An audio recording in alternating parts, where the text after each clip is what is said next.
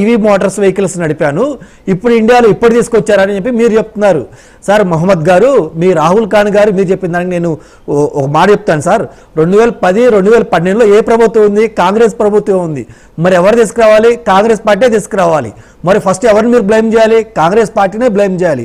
అయితే రాహుల్ ఖాన్ గారు మాట్లాడిన కొన్ని మాటలు మనం ఇప్పుడు డెఫినెట్గా మాట్లాడుకోవాలి సార్.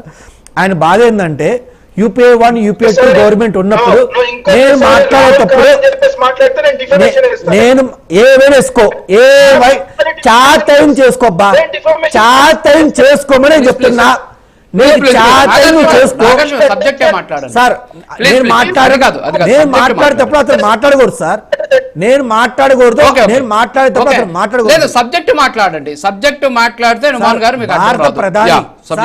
భారత ప్రధాని ఆయన ఒక బీజేపీ నాయకుడిగా మాట్లాడలేదు సార్. ఒక భారత ప్రధాని దేశ ప్రజలను ఉద్దేశించి 4 మంచి మాటలు చెప్పినప్పుడు ఆ మంచి మాటలని వీళ్ళు స్వాగతించినా సరే, ఆ మంచిని గురించి వీళ్ళు డిస్కస్ చేసినా నేను ఒప్పుకునేవాడిని.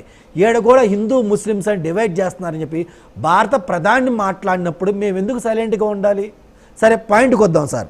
రాహుల్ ఖాన్ గారే యూపీఏ 1, యూపీఏ 2 గవర్నమెంట్ ఉన్నప్పుడు పాపం సోనియా గాంధీ ఆయన మీ గాంధీ కాదు సార్, మాకైతే కాదులేండి.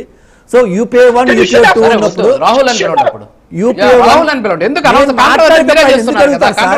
సార్ ఆయన ప్రధాని ఎన్ని మాట్లాడినా మేము సైలెంట్ గా విని రాసుకున్నాం. పాయింట్ టు పాయింట్ డిస్కస్ చేస్తాను.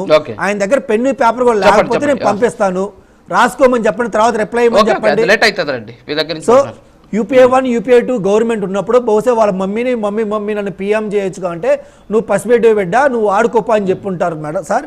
అందుకని ఎప్పుడు ప్రధాని అవుదామా అన్నట్టు బహుశా ఆయన చూస్తున్నాడు అనుకుంటా. ఒక్కసారి చరిత్రలోకి వెళ్ళాలి సార్.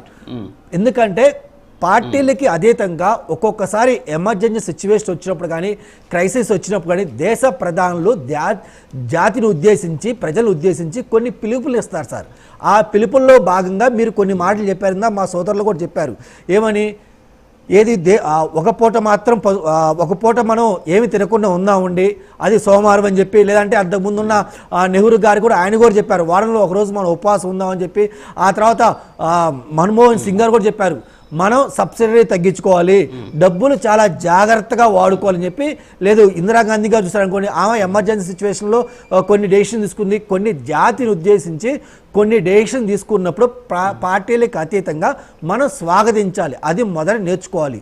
రెండోది వీళ్ళ విశ్వగురు అని చెప్పి ఏదేదో మా మీద వేస్తున్నారు కదా,